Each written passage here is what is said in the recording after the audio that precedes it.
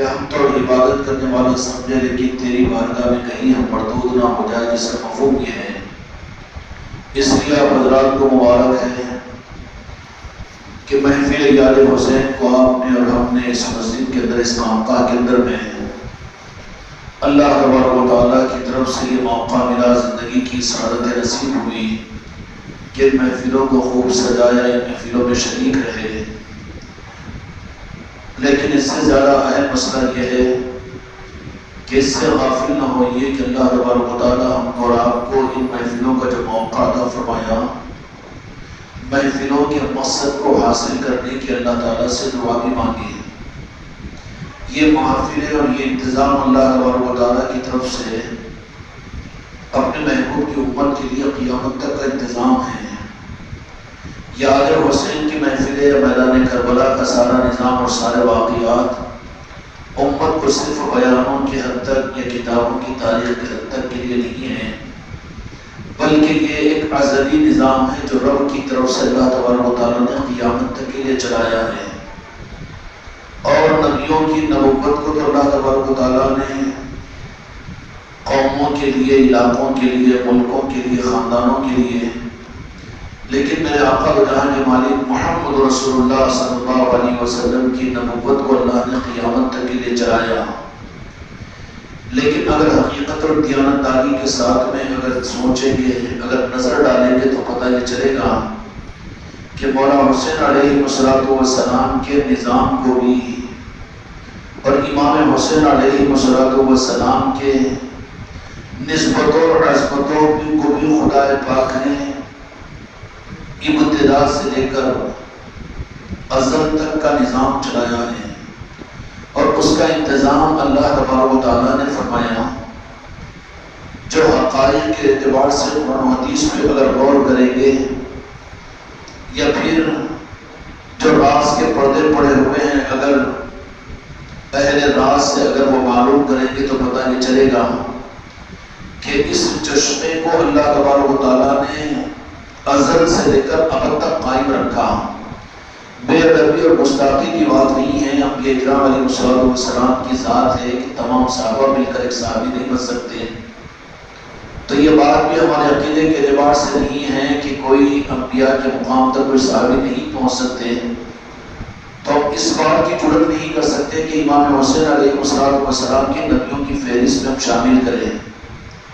لیکن یہ مقام ہے جو دو جہاں کے مالک میرے آقا نے اور اللہ رب العالمین نے عطا فرمایا کہ اللہ کا اختیار ہے کہ جس بندے کو چاہے جو مقام عطا کرتے اس بندے کے بارے میں اللہ سے پوچھنے کا حق کسی کو نہیں ہے۔ اس لیے ایک پہچان تو یہ ہوگی کہ انبیاء کرام علیہ السلام کے تذکرے کے ساتھ میں جہاں پر آدم کا نام آئے گا تو وہاں پر علیہ السلام ہوگا، اور جہاں حضرت نوح کا نام آئے گا تو وہاں علیہ السلام لگایا جائے گا، حضرت عیسیٰ کا نام آئے گا تو علیہ السلام لگایا جائے گا۔ لیکن دو جہاں کے مالک میرے آقا کا اسم مبارک، اسم مسمم اور اسم مطہر حضرت محمد آئے گا تو صلی اللہ علیہ وسلم لگایا جائے گا۔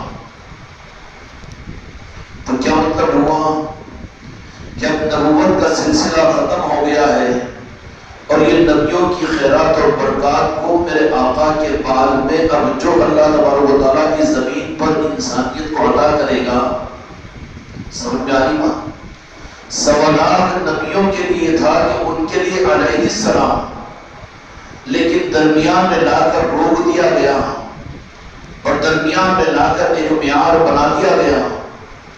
تو جہاں کے مالک میرے آقا کو فرش سے اٹھا کر عرش پر بلایا گیا، سبحان الذی اسری بعبدہ لیلا من المسجد الحرام، میں نعرہ بنا دیا گیا کہ میرے آقا کو، میرے محبوب کو تم زمین کے لوگ مت سمجھو، سوالات نبیوں کی طرح سے مت سمجھو، بلکہ تو یہ تو وہ ہے کہ جن کو میں حالت بیداری کے اندر میں جسم و روح کے ساتھ، اپنے وجود کے ساتھ، حتیٰ کہ اپنے کپڑوں کے ساتھ میں اور اپنے وجود کے ساتھ میں زمین سے اٹھا کر عرش پر بلا رہا ہوں، اور عرش پر بلانے کے بعد میں بھی ان کی ملاقات کے لیے کہ وہ میرے پاس میں آئے، یہ گوارا نہیں، بلکہ عظمت کو ظاہر کرنے کے لیے کہ تم نادانی کے اندر میں میرے محبوب کو بھی عام نبی اور رسولوں کی طرح سے نہ سمجھ لو، اللہ رب العالمین خود اپنے خاص مقام سے نکل کر، لا کون و مکان سے نکل کر میرے مصطفیٰ کی ملاقات کے لیے خود چل کر آتا ہے۔ بے ادبی کی بات نہیں۔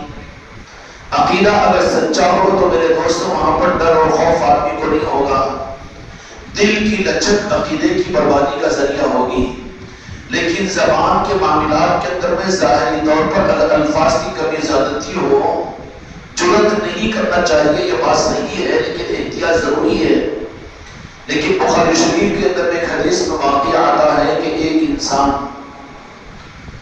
اپنے اونٹ اور گھوڑے پر سامان کو سوار کر کے زندگی بھر کی پونجی کو لے کر جنگل کے راستے سے جا رہا ہے، کہیں پر تھک کر سو گیا اور وہاں پر اس کے گھوڑے کو اس نے وہاں پر باندھ دیا اور اس کو نیند لگ گئی۔ لیکن جیسے ہی اس نے اٹھ کر دیکھا تو دیکھا کہ زندگی بھر کی پونجی کو گھوڑا غائب ہے سامان کے ساتھ۔ اب بہت ڈھونڈا، تلاش کیا، رویا، پلایا، ماتم کیا، صدمہ کیا، زندگی سے نا امید ہو کر پھر اس کو نیند آ گئی۔ حدیث پاک میں واقعہ ہے۔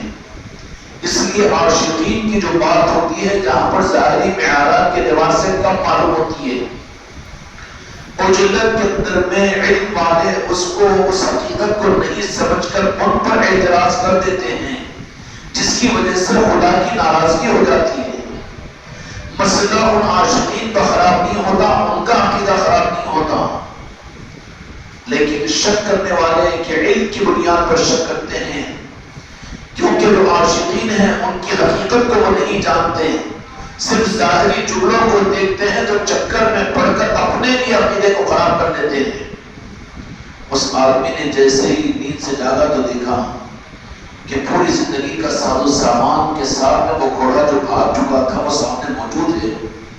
تو حدیث پاک میں یہ الفاظ نقل کیے گئے کہ فرد تاثر میں اس بندے خدا کی زبان سے یہ بات نکلی، واہ کیسا تو میرا بندہ، میں کیسے تیرا رب۔ کتنا بڑا شرک کا جملہ ہے۔ عاشقین کو، اہل بیت سے محبت کرنے والوں کو اپنے کو بچانے کے لیے ان کے معاملات میں علم کی بنیاد پر، کتابوں کے اخباروں کی بنیاد پر اور اپنے چھوٹے سے کٹورے کے علم کی بنیاد پر بے دھڑک ان پر اعتراض مت کرو، بلکہ اس کے لیے بہتر یہ ہوگا کہ کچھ تعبیر کر لیں، بہتر یہ ہوگا کہ ان کے مسئلے کو ان کے ساتھ اللہ کے حوالے کر دیں۔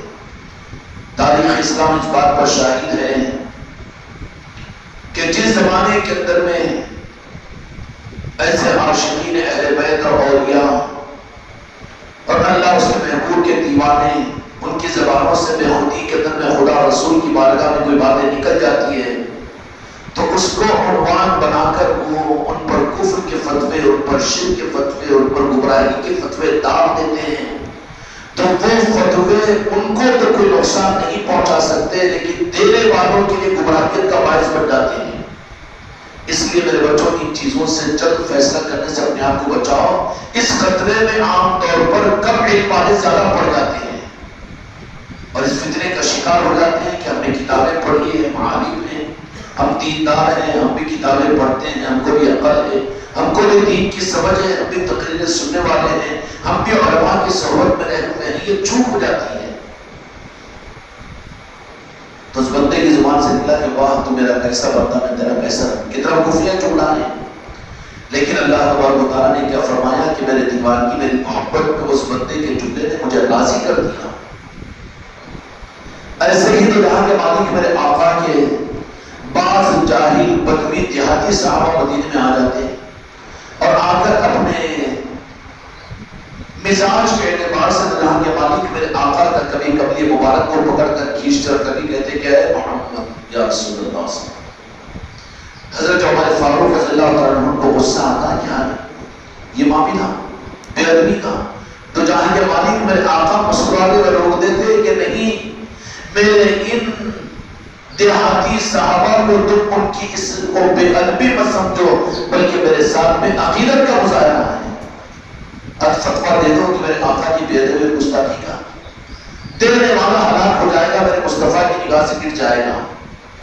تو اہل بیت اور آل رسول اور اولیاء سے محبت کرنے والے عاشقین کے معاملات میں ہزار تعویل کرو، لیکن وہاں حسن ظن رکھو کہ تمہارے بچنے کا راستہ ہے۔ اگر تم نے ان کے ظاہری جملوں کو پکڑ کر وہ جملے تو اللہ رسول کو خوش کر رہے ہو اور تم دلائل کی بنیاد پر اس کا رد کر رہے ہو اور ان کو خدا کا اس کے رسول کا دشمن اور خدا اور اس کے رسول کا گستاخ اگر کہہ رہے ہو، تو ہو سکتا ہے کہ ان کے عاشقین کو اللہ تبارک و تعالیٰ کو یہ ناگوار ہو جائے اور تمہارا ایمان سلب کر دے۔ اس لیے جہاں عاشقوں کی بات ہے وہاں احتیاط کی جائے۔ عشق کی بات اور محبت کی بات جو ہوتی ہے اللہ اس کے رسول کے ساتھ بھی ایک الگ ایک عنوان ہے۔ بے ادبی کو معاف کیجیے میرے بچوں، مجازی عشق مجازی کے معاملات کے اندر بھی نامرد کیا جانے واقف ہی نہیں ہے بیچارہ اس سے، اور اس کا کانسیپٹ ہی نہیں ہے ہم کو۔ اسی طریقے سے میرے دوستوں، میرے بھائیوں، اولیاء اور اہل بیت سے محبت کرنے والے اور یا حسین اور یا علی کہنے والے، یا غنی نواز اور یا خواجہ کہنے والے، یا رسول اللہ کہنے والے، الصلاۃ والسلام یا رسول اللہ کہنے والے، یہ پہچان ہے کہ یہ عاشقین ہیں۔ ان کے معاملات میں اجرت بازی کے ساتھ میں کوئی فیصلہ کر لینا کرنے والا کو ہلاکت پر ڈال دے گا۔ سمجھ میں آنے بات؟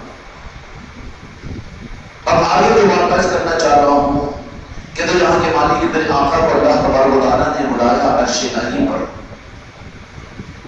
ظاہر فرما دیا کہ تم تحیت الصلاۃ سے لے کر عرش الہی تک اب سارے عروج اور عظمتوں اور بلندیوں کا خاتمہ ہو چکا، سوالات نبی آئے ہیں، ان کے سامنے تم علیہ السلام کہیں گے۔ اگر کوئی جیسے حضرت موسیٰ اور حضرت عیسیٰ علیہ السلام کے ساتھ، تو جہاں کے مالک میرے آقا محمد رسول اللہ علیہ السلام کرے تو تم میں سے کوئی گوارا نہیں کرے گا، بے تصور کرے گا صلی اللہ علیہ وسلم الصلاۃ والسلام علیکہ یا رسول اللہ، بے تصور کرے گا۔ حالانکہ نبی تو فدا دیا کہ نبیوں جیسا نبی نہیں ہے، میرے محبوب کو تو صرف نبی نہیں سمجھنا اور صرف رسول نہیں سمجھنا، بلکہ وہ کیا ہے کہ میں ان کا مقام بتانے کے لیے اتنا اوپر اٹھاتا ہوں کہ جہاں تک کسی فرشتے کی رسائی نہیں، جہاں پر کسی کی عقل و تخیل نہیں پہنچ سکتا، اور جہاں تک کوئی فرشتہ اور مقرب جبرائیل بھی نہیں پہنچ سکتے، وہاں تک اپنے محبوب کو میں اٹھا کر ثم لنا فتدلى فكان قاب قوسين او ادنى، کیا مقام ہے، مقام مصطفیٰ قرآن ہے یہ۔ اللہ تبارک و تعالیٰ ہم قرآن کو بدعقیدیوں سے ہماری زندگیوں کو ختم فرمائے، دور فرمائے۔ خدا کی قسم رب خالق ہے، میرے مصطفیٰ کا مالک اور رب ہے، اس کے علاوہ جو کچھ بھی ہے وہ میرے مصطفیٰ کی ذات ہے۔ اللہ میرے محبوب کی معاملات میں ہاں کوئی اس کو رب نہیں مانے گا، کوئی خدا نہیں کہے گا میرے آقا کو، اس کے علاوہ اللہ چاہتا ہے کہ سب کچھ متحسر ہو متوقر ہو، سب کچھ میرا محبوب ہے۔ عبادت صرف اللہ کی جائے گی، رب صرف اللہ کی ذات ہے، خالق صرف اللہ کی ذات ہے، سجدہ تعبدی اور عبادت صرف اللہ کی، یہ اللہ کا حق ہے، باقی سب میرے مصطفیٰ کی ذات ہے۔ اور اللہ نے یہ بتایا، یہ ہے معرفت اللہ، یہ ہے اصل علم قرآن، اور یہ ہے بنیاد اصل دین۔ تعظیم ہو، محبت ہو، فریفتگی ہو، اپنی جان، اپنے مال، اپنی آل اولاد، اپنی سانسوں سے زیادہ اللہ سے محبت کرنے تو اللہ بولے گا کہ تو میری محبت، تیری محبت کیوں دھوکہ دے رہا تھا، میں پڑھ رہا تھا۔ سب کچھ کو اللہ تبارک و تعالیٰ کرتے محبوب کی طرف میں، اور پھر اللہ نے پریکٹیکلی طور پر امت کو صرف قرآن پاک کی آیت نازل فرما کر بس ختم نہیں فرما دیا اپنے محبوب کی عظمت کے بارے میں، بلکہ یہ معیار قائم فرما دیا کہ میں نے تمہیں معراج شریف کے موقع پر جس کا ظہور سورہ نجم میں اللہ تبارک و تعالیٰ نے قرآن مجید کا بیان فرمایا، اس معراج کے واقعے کے اندر یہ بات بتا دی کہ میں نے ظاہری طور پر بھی اپنے محبوب کو نبوت کے مقام، رسالت کے مقام سے بھی آ کر اٹھا کر اپنی محبوبیت کا وہ مقام عطا فرمایا کہ تم ان کو عام رسول اور نبی کی طرح سے نہ سمجھو، اتنا اٹھایا کہ تم اور ہم آسمان کو برابر نہیں دیکھ سکتے، گردن دکھ جائے گی، تو پھر پہلے آسمان دوسرے آسمان، اب تو یقین بھی کمزور ہو جائے گا نا، کہہ رہی کہ آئے گی دوسرا آسمان دیا بولتے سن لیتے ہیں۔ پھر عرش معلیٰ، عرش کرسی، پھر اللہ تعالیٰ مقام کا وہ مقام اور خدا کا وہ قرب خاص، عقیدے ہیں ہم کو تم کو، لیکن تصورات کے اندر میں تصور بھی تمہارا میرا جڑا مشکل ہے۔ جہاں کسی کا تصور نہیں جا سکتا، جہاں جبرائیل امین نہیں پہنچ سکتے، وہاں پر میرے مصطفیٰ کو رب العالمین نے میرے جسم اور روح کے بلایا۔ یہ کس عظمت کا مقام ہے؟ بتا دیا کہ موسیٰ کو ایک طور پر آیا تو عظمت کا مقام ہے، تو چپل اتار کر آؤ۔ میرے مصطفیٰ نے پھر اپنے نالے پاک کو اتارنے کی ارادہ کیا تو اللہ تعالیٰ نے فرمایا کہ نہیں، میرے محبوب نالے پاک کے ساتھ میں آؤ۔ کہا کہ یا اللہ میرے بھائی موسیٰ علیہ السلام کا معاملہ ہے، آپ کی عظمتوں کا عالم یہ ہے کہ میں بتانا چاہ رہا ہوں میرے تمام نبیوں کے ماننے والے یہود و نصارہ کو اور قیامتوں کو اور آپ کی امت کو یہ بتانا چاہ رہا ہوں کہ آپ نبیوں اور رسولوں جیسے نہیں ہو سکتے۔ تو جو بات عقیدہ بھائی جیسا کہہ دے اور جو عام انسانوں کی طرح سے کہہ دے، عام نبیوں کی طرح سے کہہ دے، لعنت اللہ والرسول، لعنت اللہ علی الملائکہ، فرشتوں کی لعنت ہے، رب کی ملامت ہے اور سب کی لعنتیں ہیں اس کے اوپر۔ ایمان کی پہچان صرف میرے مصطفیٰ کی عصمت ہے۔ وہاں تک اٹھایا اور بتا دیا کہ آپ نبی اور رسولوں کی طرح سے میرے محبوب کو مت سمجھو۔ پھر کیا سمجھنا چاہیے؟ سمجھنا ہو تو آپ کے مقام کو تم سمجھ نہیں سکتے ہو، تمہارے بس کی بات نہیں کہ میرے محبوب کی عصمت کو۔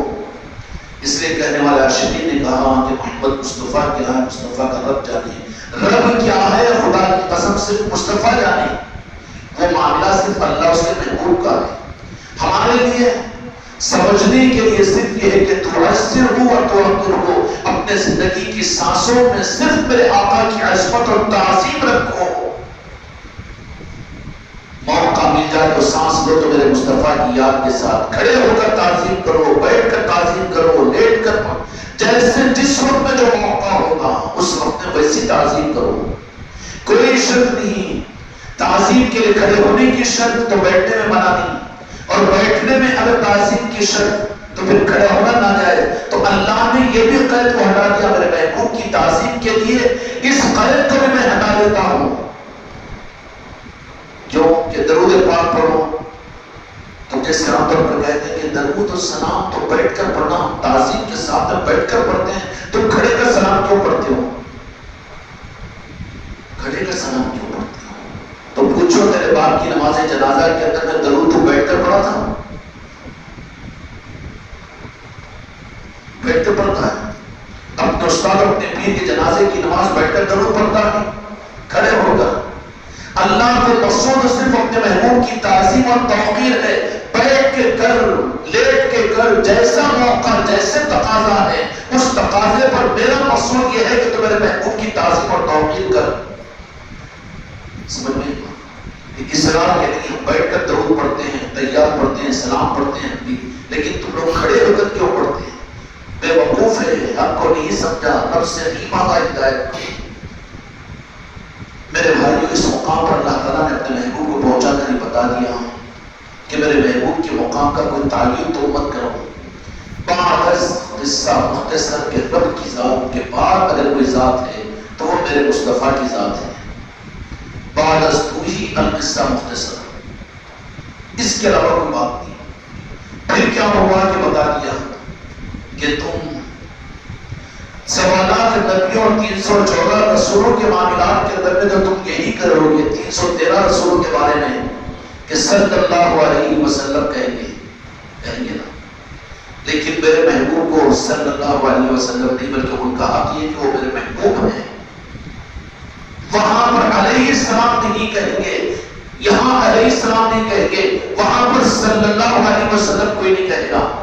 پھر کیا مسئلہ ہوا؟ علیہ السلام کے 313 رسولوں اور 1.25 لاکھ نبیوں کو، ان کو علیہ السلام کے ساتھ میں یہاں پر لا کر رکا کر بتا دیا کہ میرے محبوب کی ذات اب ان کو علیہ السلام نہیں کہنا پتا نہیں ہوگا، بلکہ یہاں صلی اللہ علیہ وسلم پڑھو. ابھی کیوں پڑھو؟ کہ صدقہ تو اپنے محبوب کے ذریعے سے تم کو دے رہا ہوں، کہ اس لیے کہ میرے محبوب پر درود تم اگر پڑھ رہے ہو، سلام اگر تم پڑھ رہے ہو، تو سب سے بڑا انعام تم کو میں عطا کر رہا ہوں، اس لیے کہ درود میں اپنے محبوب پر میں خود پڑھتا ہوں اور میرے فرشتے پڑھتے ہیں. درود و سلام میرے آقا کی ذات پر. آج مسجدیں محروم ہیں درود و سلام سے، گھر محروم ہیں. اللہ تبارک و تعالیٰ امت کو سچا دین عطا فرمائے. ہے کہ نہیں؟ کہاں ہے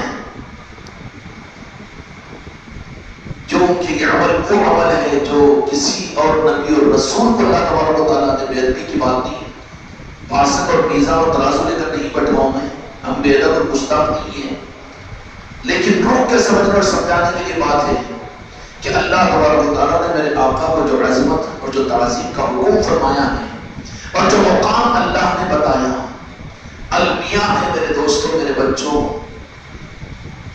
اللہ تم کو مجھ کو توفیق عطا فرمائے، ساری امت کو توفیق عطا فرمائے. موسیٰ علیہ السلام کی قوم تو کمزور ادھر ادھر کے واقعات کو لے کر اگر ان کے نبی کی تعریف اگر کی جائے تو یہودی خوش ہوتے ہیں. عیسیٰ علیہ السلام کے بارے میں اگر کچھ ادھر ادھر کی غلط روایتوں کو لے کر، انجیل کی غلط باتوں کو لے کر عیسائی تو اپنے نبی کی تعریف پر خوش ہوتے ہیں، لیکن المیہ اور بدنصیبی خدا اور بدعقیدوں سے تمہاری میری قیامت تک کی نسلوں کو اللہ تعالیٰ محفوظ رکھے. صرف اس امت کا ایک طبقہ اس امت میں ہر زمانے میں رہے گا جو یزیدی رنگ کو لے کر رہے گا، کہ جو اپنے آقا کی عظمتوں کو جو رب نے بیان کیا اس کو بھی چھپا کر آپ کی عظمت کو کم کرنے کی کوشش کرے گا. ہوتا ہے کہ نہیں ہوتا؟ اتنی محبت مت کرو، اتنی تعظیم مت کرو، اتنا یہ مت کرو، اتنا کمپرومائز مت کرو، اتنا مت کرو. کیا کمپرومائز؟ کوئی مثلی نہیں ہے. اس لیے 2 سال پہلے ہم نے ایک سلام لکھا تھا، بے مثلے کی ہدایت پر لاکھوں سلام، ان کی عرشی عفتوں پر لاکھوں سلام. کیا مقام ہے ہم تعین کرنے والے؟ کیا مقام مصطفیٰ ہے؟ خدا کی قسم ساری کائنات اس کے رحمتوں کے صدقے میں بنی ہے، اور جن کے نائل پاک کی خیرات پر ساری کائنات کا وجود قائم ہے. اس ذات کے ساتھ میں ہمارے عقیدوں کا کچا ہونا خدا کی قسم ہمارے جہنمی ہونے کی علامت ہے. رب خدا وہ ہمارا نہیں، مصطفیٰ کا ہے. ہم دیکھیں اللہ کو دکھا خدا کی عقیدہ ہمارا میرے مصطفیٰ کی ارشاد پر ہے.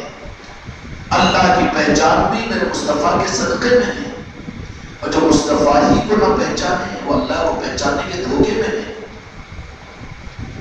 سمجھ میں آ رہا؟ جس کو تعظیم مصطفیٰ حاصل نہیں اس کی عبادت بھی رب کی بارگاہ میں قابل قبول نہیں. کان کھول کر سن لو، جو تعظیم مصطفیٰ کا قائل نہیں اس کے رکوع اور سجدے اور عبادت بھی قابل قبول رب کی بارگاہ میں نہیں، اللہ تعالیٰ اس کی عبادتوں کو اس کے اوپر مار دے گا. تیرے غرض کی عبادتیں تھی، میرے مقصد کی عبادت نہیں تھی. میرے مقصد کی عبادت تو یہ تھی کہ میرے محبوب کو تو پہچانتا ہوں، کی تعظیم میں اپنی آخری سانس لے لیتا. تیری زندگی کی کروٹوں میں، تیری سانسوں میں صرف میرے محبوب کی محبت ہوتی ہے. اس مقام پر زمین سے اٹھا کر عرش پر لایا، انسانیت کو بتا دیا کہ 1.25 لاکھ نبی اور 313 رسول اس دنیا میں ہم نے بھیجے، لیکن اس ذات کو ہم نے جو تمہیں عطا فرمایا ہے، یہ ذات وہ ذات ہے کہ اب ان کے بعد جن نبیوں کو علیہ السلام کہتے تھے، اب یہ اعزاز اور یہ رحمتوں کا لقب اللہ تبارک و تعالیٰ اب کس کو ادا کرے گا؟ اہل بیت کو ادا کرے گا. منتقل ہو گیا ہے صلی اللہ علیہ وسلم تو صرف میرے آقا کا حق ہے، یہ خدا نے بتا دیا، لیکن وہ اعزاز جو 313 رسولوں کو عطا ہوا تھا، جن کی تعظیم کا رخ تھا، سمجھ میں آ رہی بات؟ سمجھ آ رہی نہیں؟ قدر ہو نہیں سمجھ آ رہی تو پوچھو، بجٹ والے بات کوئی بات نہیں، جو بے چین ہم کو جانے دو بیچاروں کو، کوئی بات نہیں، اور جی سمجھ میں آ رہی تو ذرا میری طرف میں دیکھ کر ہاں ہوں تو کرتے رہو، نہیں تو بس اب مجھے شوق ہے کہ میں ہی بولتے رہوں، مگر مسئلہ کیا ہے، تم لوگ جتنے لوگ رہتے ہیں وہ میری نظروں کے سامنے نہیں ہیں، بلکہ ہزاروں کلومیٹر دور جو میرے بچے بھوکے بیٹھے ہوئے رہتے ہیں تعلیمات کے، وہ میری نظروں کے سامنے ہوتے ہیں، تو میں تمہاری بے چینیوں کو کیوں خاطر میں لاؤں گا؟ نہیں، مسئلہ تو ہمارا وہ ہے۔ تو جو اعزاز سوالان نبیوں کو اللہ تبارک و تعالیٰ نے انسانوں کے سامنے ان کے علیہ السلام کا اعزاز ادا کیا تھا، میرے آقا کو درمیان میں لا کر ان کی عظمتوں کو بتا کر کہہ دیا کہ نہیں، اب یہ اعزاز آپ کے صدقے سے آپ کے اہل بیت کو ادا کیا جائے گا۔ اب اس لیے اہل بیت میں چاہے مولا علی علیہ السلام ہو، کہ امام حسن علیہ السلام ہو، کہ امام حسین علیہ السلام ہو، سید سجاد علیہ السلام ہو، اہل بیت کے لیے وہ اعزاز جو نبیوں کے لیے علیہ السلام کا تھا، یہاں پر روا کر دیا۔ نبوت نہیں ہے لیکن امامت ہے، نبوت ختم ہو گئی، نبوت کی ضرورت اور حاجت باقی نہیں رہی، حاجت باقی نہیں رہی، لیکن نظام عالم کو چلنا ہے، ہدایت کا نظام چلنا ہے، قرآن کو قیامت تک چلانا ہے، قرآن کو قیامت تک چلانا ہے، انسانوں کو ہدایت دینا ہے، تو علیہ السلام والے نظام کو امامت میں بدل کر اہل بیت کے اندر عطا فرما دیا۔ اس لیے اہل بیت کو عاشقین بھی جو ہوں گے صلی اللہ علیہ وسلم تو صرف میرے آقا کے لیے ہوگا، لیکن علیہ السلام ان کے لیے۔ اب جن کے گلوں کے اندر مچھلی کا کانٹا اٹکا ہوا ہے، کینسر کا پھوڑا ہے، تو وہ تو اسلام کے ساتھ میں اہل بیت کو علیہ السلام کہنے کو رک جاتا ہے، کینسر کا پھوڑا ہے اس کو بدعقیدگی کا، کینسر کا انتہائی تھرڈ ریٹ کا، اس کو بدعقیدگی کا پھوڑا ہے اس کی اونچے گلے کے اندر میں، اہل بیت کو علیہ السلام کہنے سے رک جاتا ہے۔ رضی اللہ تعالیٰ عنہ کہو، ہم اصرار نہیں کرتے، رضی اللہ تعالیٰ عنہ بھی کہو، یہ بہت اچھی بات ہے، لیکن ان کا حق یہ ہے کہ ان کو علیہ السلام کہا جائے، کیونکہ وہ اہل بیت ہے۔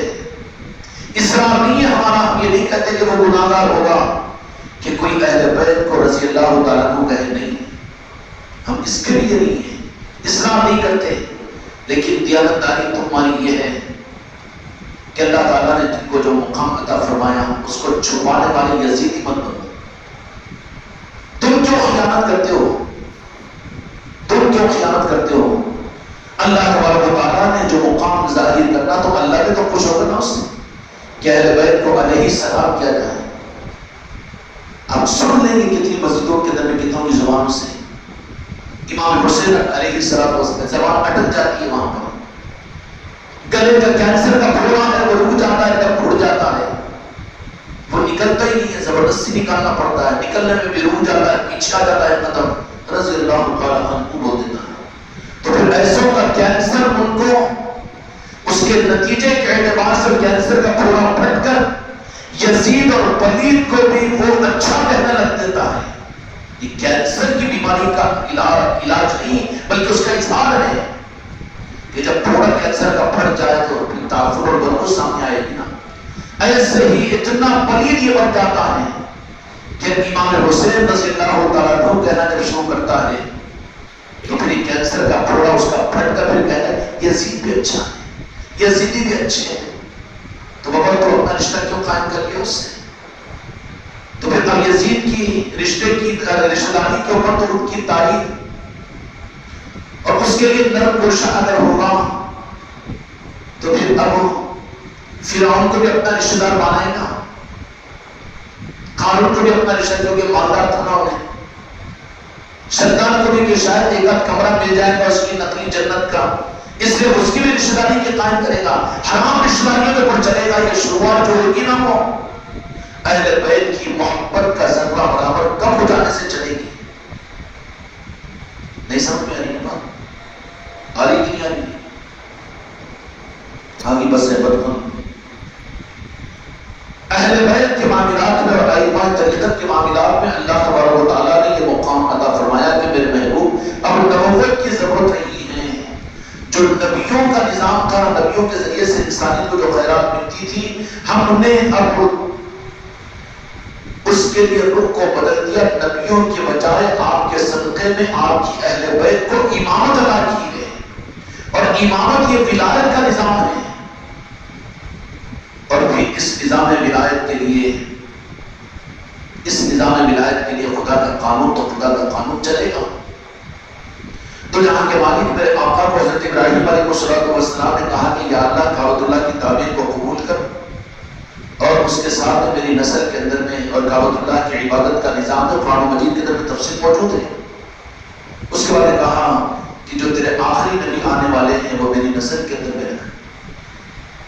تو اللہ تبارک و تعالیٰ نے کہا بڑی نعمت مانگی ہو تو اس کا کچھ بدلہ بھی تم کو اپنی زندگی میں ادا کرنا پڑے گا، امتحان صحیح، لیکن کیا حکم ہوا؟ اس لیے قربانی کو اسماعیل علیہ السلام کی قربانی کے سمجھے بغیر شروعات کربلا کی مولا حسین علیہ السلام کی شروعات یہاں سے نہیں ہوئی، ازل سے ہوئی ہے، سیدنا اسماعیل علیہ السلام سے ہوئی ہے، کعبۃ اللہ کی تعمیر سے شروع ہوئی ہے۔ امام مرشد علیہ السلام کو کوئی سمجھ نہیں سکتا جس نے اسماعیل علیہ السلام کی قربانی کو نہ سمجھا، اور جو قربانی کو یاد کر کے جانوروں کے گلے پر چھری چلا لے، لیکن یاد حسین اور کربلا کو بھلا دیں، ان کی قربانیاں بھی قبول ہوگی واللہ اعلم۔ کیونکہ جو سمجھنا پڑے گا، جس کا لنک ملتا ہے، جس کی جڑ ملتی ہے، وہ اسماعیل علیہ السلام سے ملتی ہے۔ اللہ تبارک و تعالیٰ نے فرمایا کہ اے موسیٰ، اے ابراہیم، تم نے بڑی دولت مانگی ہے، ٹھیک ہے ہم دیتے ہیں، لیکن اس کا کچھ تم کو، اس کے بدل میں تم کو بھی کچھ کرنا پڑے گا۔ تو کیا اللہ کیا کروں؟ تو کہا کہ اس کے لیے اپنے شہزادے کے لیے بشارت نے بتایا کہ زمین پر لٹا کر میدان مینا کے اندر میں اپنے ہاتھوں سے ذبح کر رہے ہیں۔ سمجھ گئے؟ کیونکہ نعمت بڑی مانگی، مرید بن کے غوث و خواجہ بولنا شروع کر دیے کہ مت سمجھو کہ امن و چمن ہی دنیا میں رہے گا۔ تو جہاں کے مالک میرے آقا نے فرمایا کہ میرا عشق اور میری محبت کا دعویٰ ہے، تو مصیبتیں، پریشانیاں، غربت اور افلاسی اور تنگیاں اور ذلتیں، رسوائیاں ایسی تمہارے طرف میں آئیں گی جیسے چراغوں سے پانی ڈھلان کی طرف آتا ہے۔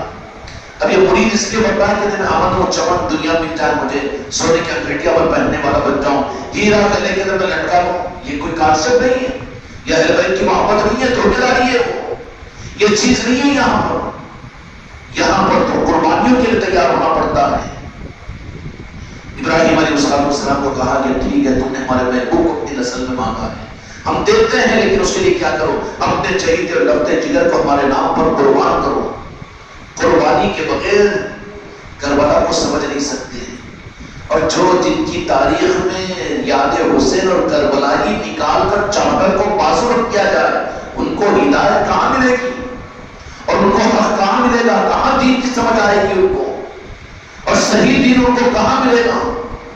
خدا نے تو ازل سے سمجھایا ہے مولا حسین اور اہل بیت کو، اور یہ اپنے زمانے میں واقعہ کربلا کے ہونے کے باوجود اتنا نمک حرام بن جائے کہ ان کی یاد کو بھلا دے، ان کے تذکروں کو ختم کر دے، تو پھر اس کو دین حق ملے گا؟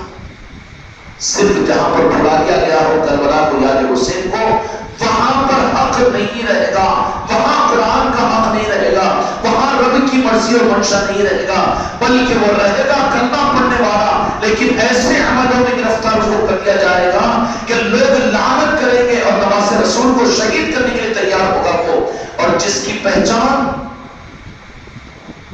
ادھر تو علیہ السلام ہے، ادھر تو لعنتی ہے۔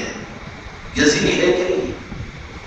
یزیدی لعنتی ہے، اور جو اس کو نعوذ باللہ رحمت اللہ علیہ کہنے کا اصرار کرے، ایسے بھی شکل دنیا کے اندر میں دیکھ رہے ہوں گے آپ لوگ یوٹیوب کے اوپر، نہیں برا مت کہو ان کو، کیوں؟ سگیداری ہے شاید تمہاری، رشتہ داری ہوگی تمہاری، مگر ہم کو تو مطلب نہیں ہے، اور اس کی بنیاد ہماری عناد اور عداوت نہیں ہے، بلکہ تمہارے فقہ حنفی کے اندر میں امام ابو حنیفہ رحمۃ اللہ علیہ کا قول، امام مالک رحمۃ اللہ علیہ کا قول، کتابوں کے حوالے بھی یہ بندہ دے سکتا ہے، امام شافعی رحمۃ اللہ علیہ کا قول، امام مالک رحمۃ اللہ علیہ کا قول، کہ جب ان سے یہ بات پوچھی گئی کہ یزید کے متعلق کیا کہنا چاہیے، تو امام احمد بن حنبل رحمۃ اللہ علیہ نے فرمایا کہ اس کا نام لینا لعنت ہے، اور اس کی لعنت کو ظاہر کرو اور اس کی قواصل کا تذکرہ کر کے اس کے اوپر لعنت بھیجو۔ یہی نظریہ امام ابو حنیفہ رحمۃ اللہ علیہ کا ہے، اور امام شافعی رحمۃ اللہ علیہ کا ہے، اور امام احمد بن حنبل رحمۃ اللہ، کسی فقہ کے کسی امام کے پاس میں یزید کو بچانا یہ نہیں ہے، جس کی لعنت ہو چکی ہے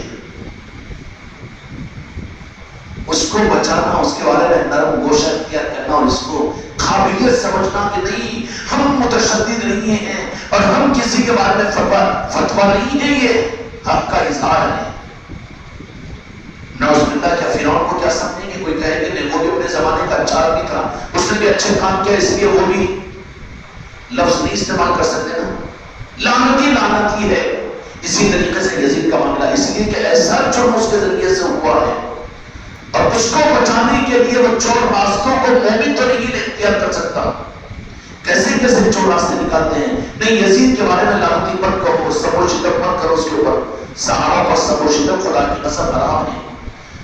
ہر صحابی جو دو جہاں کے مالک کے ساتھ میں ایمان کی حالت میں میرے آقا کا ساتھ رہا اور اپنی نظروں سے دیکھا، اور اسی ایمان کی حالت میں اسی عقیدے کے ساتھ میں اس دنیا سے گئے، وہ جو صحابہ ہیں، اور صحابہ سارے کے سارے میرے آقا کے وہ صحابہ جنتی ہیں۔ عقیدہ بالکل ہمارا صاف ہے، لیکن اس کا مطلب یہ نہیں ہے، اس کا مطلب یہ نہیں ہے کہ یزید کو بھی ہم کچھ اچھا سمجھیں۔ اچھا، اس کو برا بننے سے مطلب کیا ہے؟ کئی کو تذکرہ کرنا ہوگا۔ ایک درمیان کے میاں بھائی ایسے بھی آ رہتے ہیں بیچ میں کہ نہیں ہم سورہ کلی ہے، ہمارے پاس وہ نہیں، نہ ہم شیعہ ہیں، نہ ہم یہ ہے، ہم نے ان کا معاملہ اس کی آخرت کا ہوگا، اتنا بڑا شک کریں۔ نتیجہ کیا نکلے گا؟ تیری اولادوں میں خود یزید سے محبت کرنے والے اور اہل بیت کے دشمن کرنے والے بدعقیدے پیدا ہو جائیں گے۔ برائی کا بیان کرنا، برائی کے بچنے سے لے کر، آپ بس میں سفر کر رہے ہیں، کوئی آدمی ہے سامنے کی سیٹ کے اوپر، آپ معلوم ہے کہ وہ چور ہے، پبلک پلیئر ہے، آپ جانتے ہیں اس کو، لیکن جس کے بازو بیٹھا ہوا ہے غلط ارادے سے وہ نہیں جانتا، تو آپ ہردو سے اس کے کان میں سیٹ کے پیچھے سے بول رہے ہیں کہ بھائی ذرا احتیاط سر، تمہارے بازو بیٹھا ہوا ہے چور ہے، پبلک پلیئر ہے۔ نہیں، کسی کی غیبت نہیں کرنا ہے، مسجد کے ممبر سے بولا یزید پر لعنت پر بھیجو، تیری اولاد پھر لعنتی بنے گی۔ اپنی اولادوں کو اگر یہ حقیقت نہ بتائے تو وہ باتیں اچھی لگے گی تجھے عدل کی اور دین کی، نعوذ باللہ، اور ویسا رس کھولیں گے تیرے کانوں کے اندر میں کہ تیری نسل پھر یزیدی بن جائے گی، اور اہل بیت سے نفرت کرنے والی اور اولیاء کی مخالفت کرنے والی اور شرک و بدعت کو ان کی طرف منسوب کرنے والی بنے گی۔ ہوگا کہ نہیں ہوگا؟ کیوں کہ جہاں سے خرابی آتی ہے وہیں پر بند باندھو۔ اولیاء کی گستاخی، اہل بیت کی گستاخی اور پنجتن پاک کی گستاخی، مولا علی کی بے عظمتی، سید کائنات کے تذکروں کا نہ ہونا، یہ سب کہاں سے شروع ہوتا ہے؟ یہ شروع ہونے کا راستہ قیامت تک کے لیے بعد کے کربلا کے بعد میں اس کا اصل جو سراغ ہے جہاں سے گمراہیت امت میں پھیلے گی، وہ یزید کو اچھا سمجھنا ہے اور حسنین اور کریمین کے بارے میں اپنے فیصلے کو کم کرنا ہے، کیونکہ عقیدے کے ساتھ میں تو حسنین اور کریمین امام حسین علیہ السلام ہیں، اور یزید ہے جس کے ہاتھوں نہیں، وہ اس کا ارادہ نہیں تھا، وہ پھر عبید اللہ نے زیادہ نے کر دیا، اب کس کا ٹکرا اس کے اوپر اس پہ ڈال دیں، اس کو بچانے کے خاطر۔ مکہ جو لوگ ہوتے نا، میں ایسا نہیں کرنا چاہتا تھا مگر میرے کو معلوم نہیں کرا، اچھا معلوم نہیں کرا تو اس وقت میں سید امام حسین علیہ السلام کے سر مبارک ہے، سر مطہر کو جب دمشق میں کوفے کی جامع مسجد کے دمشق کے اندر میں جامع مسجد کے اندر میں یزید جمعہ کے دن جب پہنچایا عبید اللہ بن زیاد نے، تو وہاں پر تو سب کے سامنے توبہ کر کے سزا دینا چاہیے تھا نا، کس کا سپورٹ کر رہے ہو؟ کیا رشتہ داری ہے یزید سے تمہاری؟ ننگوشا. تمہارے باپ کے قاتل کے ساتھ تم ننگوشے استعمال کرتے ہو، شرم نہیں آتی تمہیں؟ بچانے کی کوشش کرتے ہو. تاریخ کی کتابیں البدایہ والنہایہ کے اندر میری باتیں موجود ہیں کہ جب جمعہ کے دن امام مولا حسین علیہ السلام کا سر مبارک ابن زیاد نے اپنا کارنامہ جلانے کے لیے جب اس کے سامنے پیش کیا لعنتی کے، تو اس کے ہاتھ میں چھڑی تھی اور چھڑی کو چہرے حسین پر وہ چبو رہا تھا اور گالے مبارک کے اوپر چبو رہا تھا. پھر بھی سپورٹ یزید کا سپورٹ اس لیے کہ یزید خود تمہارے رگوں میں ہے. اگر یہ نہیں ہوتی، اگر اہل بیت کے حسین علیہ السلام کی محبتیں ہوتی نا تو تم نام لینا بھی پسند نہیں کرتی ہے. یہ کیا ایک صحابی دمشق جامع مسجد کے اندر کہا کہ یزید پلیت رک جائے سنگت سے. میں صحابی ہوں، میں نے خود دیکھا ہوں کہ بوسے مبارک دیا کرتے تھے میرے مصطفیٰ تو جس کا کلمہ پڑھتا ہے، اور اذان جمعہ کی تو نے جس کا نام لے کر دیا ہے اس نبی کے نواسے کے اس جسم مبارک اور سر مبارک کے ساتھ میں تیری یہ حرکت ہے. نہیں، یزید کو بھی برا مت کہو. بابا تمہاری رشتہ داری ہوگی تم نہ کہو، لیکن ہماری تو کوئی رشتہ داری نہیں ہے. اپنی آخرت کی بہت ہم کو فکر ہے، اپنے عقیدوں کی ہمیں بہت فکر ہے، اور صدقہ ہے کہ یہ خیرات اور یہ نسبت ہم کو کتابوں سے نہیں ملی، مسلکوں اور جماعتوں سے نہیں ملی، بلکہ یہ دولت اور اہل بیت اور اولیاء کی چوکھٹوں سے ملی ہے. اس لیے یہاں پر پیورٹی ہے عقیدے میں، یہاں مکسنگ نہیں. اب تم کو تمہاری بدنصیبی کے مسلک اور جماعت اور کتابوں سے ملی ہے، نصیب نہیں ہوا اولیاء کی چوکھٹیں، عقیدتیں اور عصمتیں نسبتیں پیر کامل، تو تم تو بھٹک رہے ہیں. سورہ کلی بنے ہوئے ہوں گے کہ نہیں ویسا بھی چلتا، یہ بھی چلتا، مت کہو، کچھ مت کہو. اس کے لیے نہ کہو. یزید کی لعنت کا دینا اگر ممبروں سے تم نے بند کیا، اہل بیت کی تذکروں سے تمہاری ممبروں کو خالی کروا دیا خدا نے. ہوا کہ نہیں ہوا اسلام کے اندر؟ اگر تم اور میں بھی اگر ان تذکروں کو ختم کر دیں گے تو لعنتی ہونے کی پہچان ہوگی. اس لیے ہم نے اپنے بچوں کو یہ نظام دیا کہ یاد حسین کی محفلوں کو اپنے گھروں میں کرو. ممبروں سے انہوں نے نکالا اور روکا، تو تم آگے بڑھ کر ایک قدم حسینی محبت کا ثبوت دینے کے لیے ہر میرے مرید کے گھر پر یاد حسین کی محفل ہونی چاہیے، اور انشاءاللہ تعالی محمد رسول اللہ ہر مرید کے گھر پر ہوگی. ہماری تو چاہت ہے کہ ہر مسلمان کے گھر پر ہو چاہیے.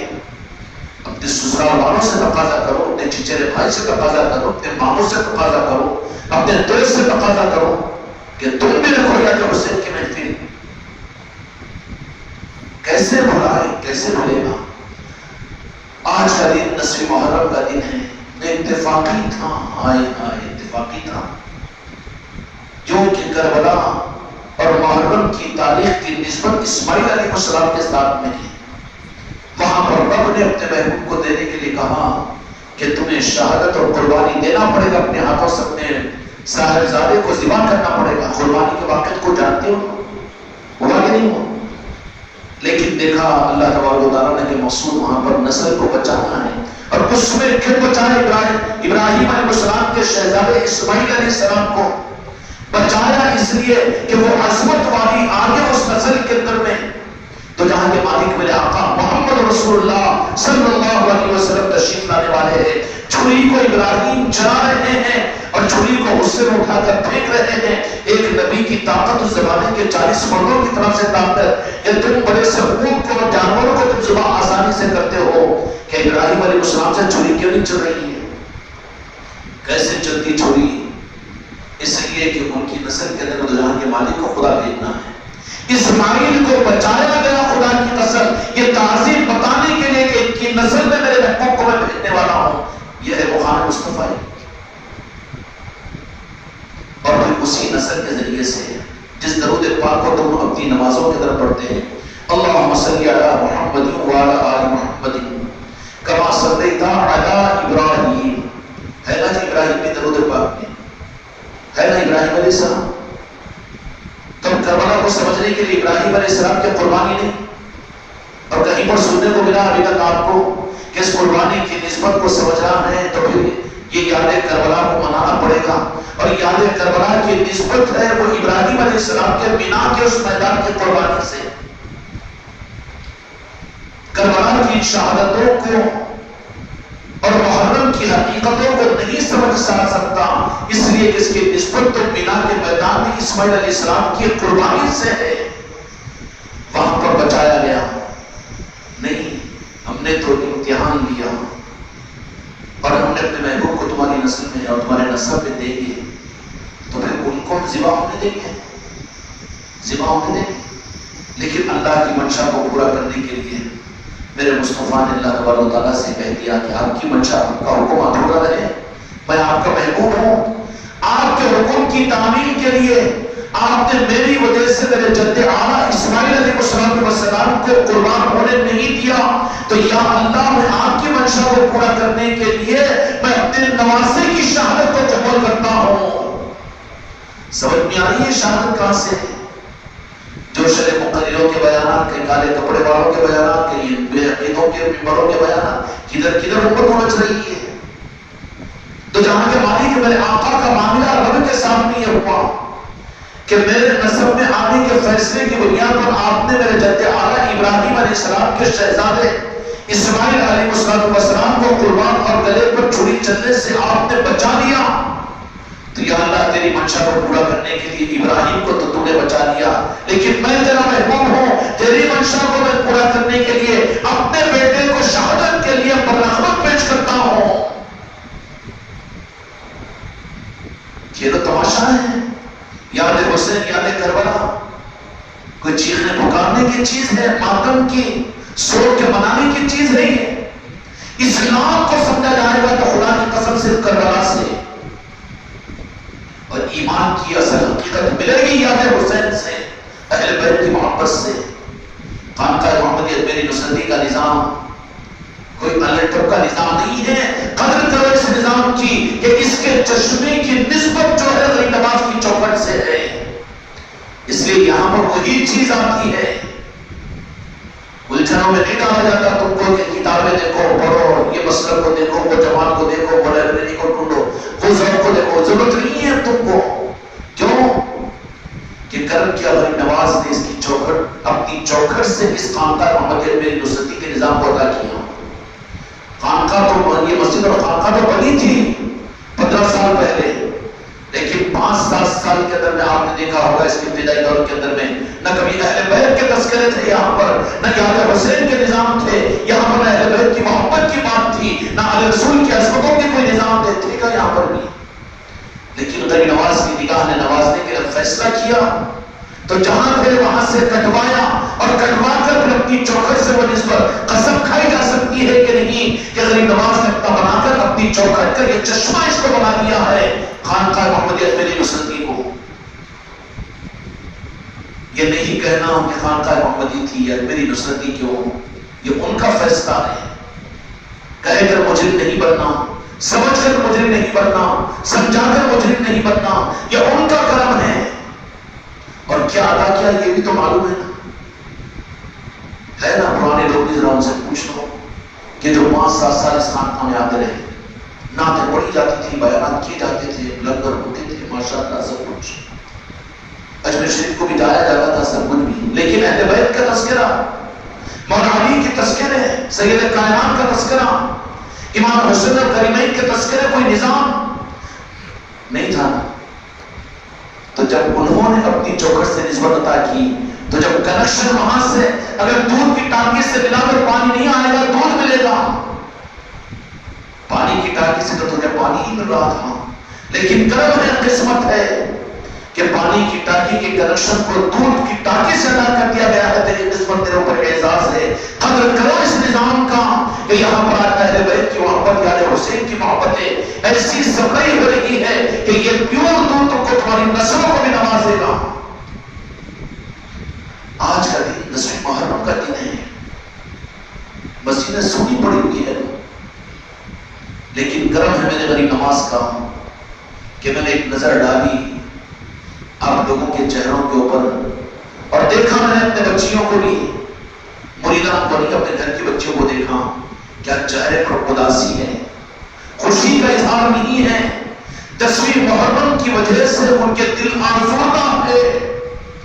ایسا محسوس ہو رہا ہے کہ یاد حسین اور میدان کربلا کی 72 کی شہادتوں کا اثر ان کی زبانیں ظاہر کر رہی ہے. میرے سامنے میری بیٹیاں آ کر اپنا چہرہ لگا کر بات کرنے کو تیار نہیں ہے، اور آپ کی پیرانی ماں کھل کر میرے سامنے بات کرنے کو تیار نہیں ہے. میں جانتا ہوں پردے کے پیچھے کی بات. میں کوئی حماقت کے لیے نہیں بلکہ تم کو عبرت کے لیے بتا رہا ہوں کہ چشمہ خدا کی قسم بری نماز کی چوکھٹ سے ہے. اس چشمے کی ناقدری نہ کرو ورنہ کیا ہوگا، محروم ہو جاؤ گے. آپ کی پیرانی ماں نے کہا کہ یہ محرم کی محفل چل رہی تھی لیکن کھانا تو کھائی نہیں جا رہا تھا. یہ بات صرف اس کی نہیں ہے بلکہ آپ لوگ سب کچھ بھی محسوس کیے ہوں گے کہ لنگر تو لٹے ہیں، لنگر تو کھائے ہیں، لیکن کوئی پیٹ بھر کے کھانے کی چاہت کے سامنے نہیں کھایا ہوگا. کیوں کہ نسبت ہے یاد حسین کی. ہم ماتمی نہیں ہیں، شیعہ اور رافضیوں کے طریقے پر چلنے والے نہیں ہیں، ہم نوحہ خانی کرنے والے نہیں ہیں، ہم چیخ پکار کر کے خامخواہ کے اوپر کا ہم اوپر ظاہر کرنے والے نہیں ہیں.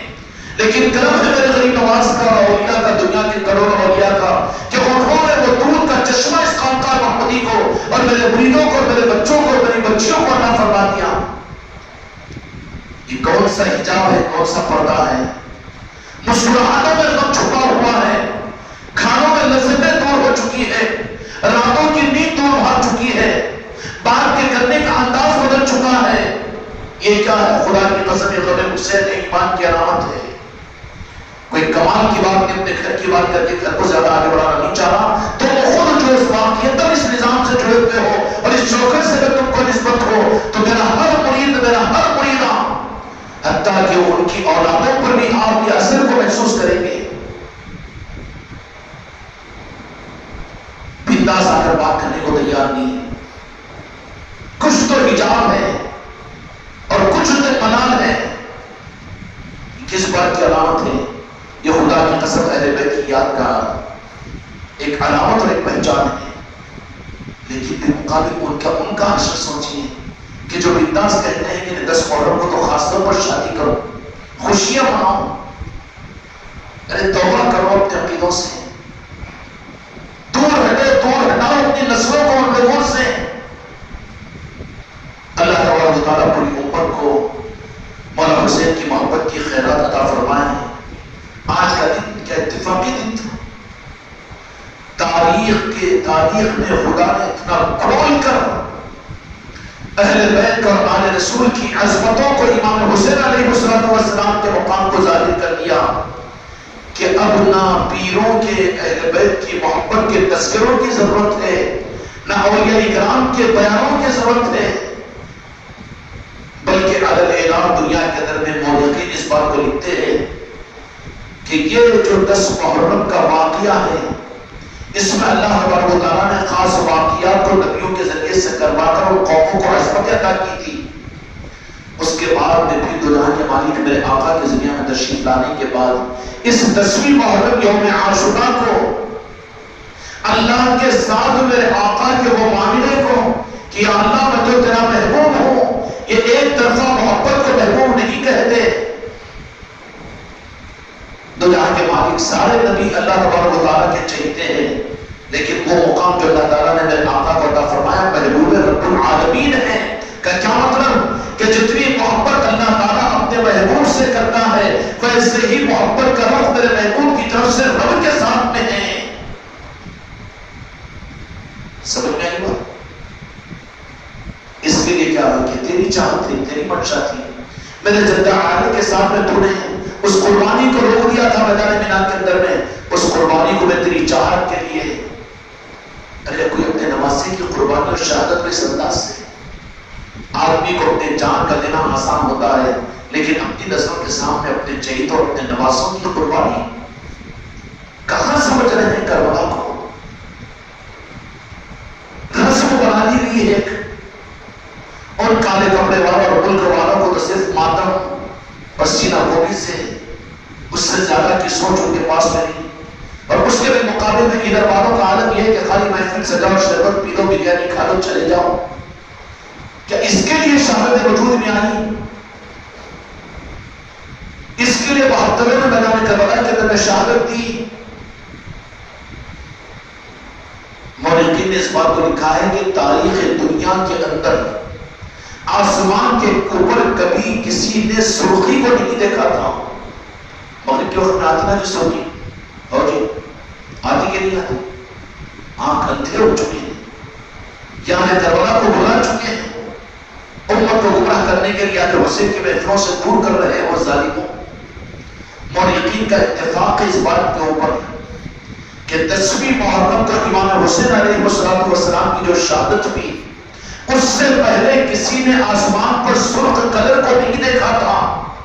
لیکن 10ویں محرم کا وہ واقعہ تھا کہ میدان کربلا کی زمین تو زمین، جبرائیل امین تو جبرائیل امین اور سارے فرشتے تو فرشتے، زمین کے ذرات تو ذرات اور کائنات کے ایک ایک مخلوق تو مخلوق، بلکہ شہادت امام حسین علیہ السلام نے عصر کی نماز کے بعد میں آسمان میں رویا، اور آنسوؤں سے نہیں رویا بلکہ خون سے رویا ہے اور رو رہا ہے قیامت تک. اے رمضان کا چاند دیکھنے والوں، دیکھتے ہو تو سرخی تمہیں کربلا کو یاد نہیں دلانا چاہیے. کون سا واقعہ ہے کہ واقعی کو اتنا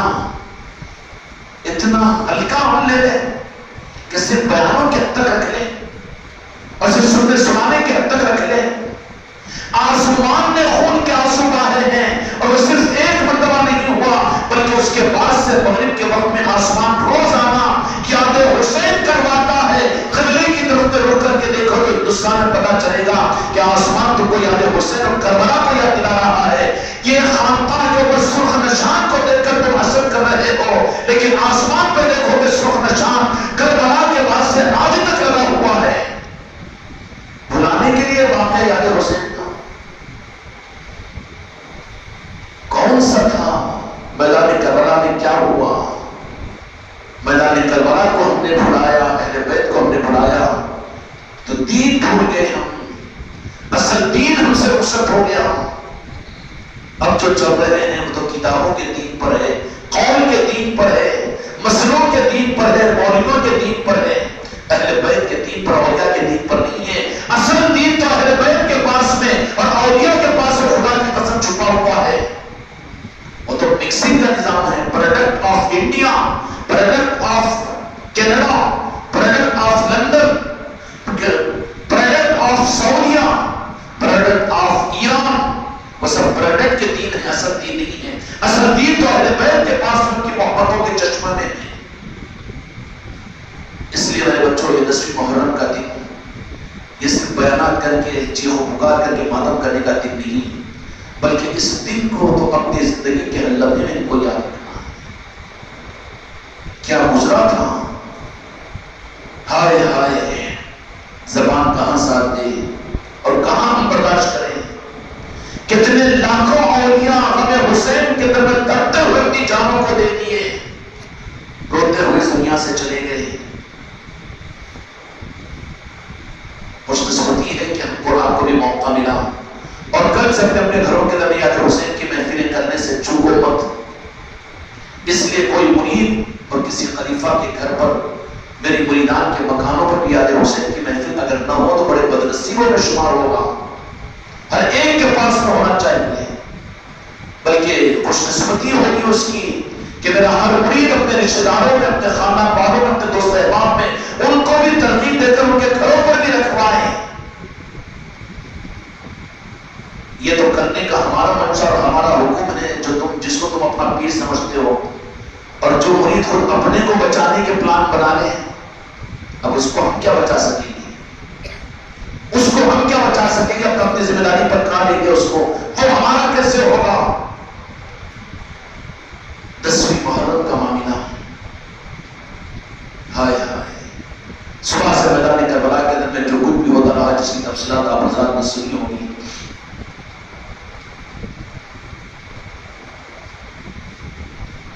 آخر کار جو بھی جاتے اور ہر ایک جانے والے سے امام حسین اور حسین علیہ السلام کہتے کہ تم بچے ہو، تم میرے شہزادے ہو، تم میرے بھتیجے ہو، تم میرے بھائی ہو، آل علی اور اولاد علی ہو، کہ مجھے جانے دو.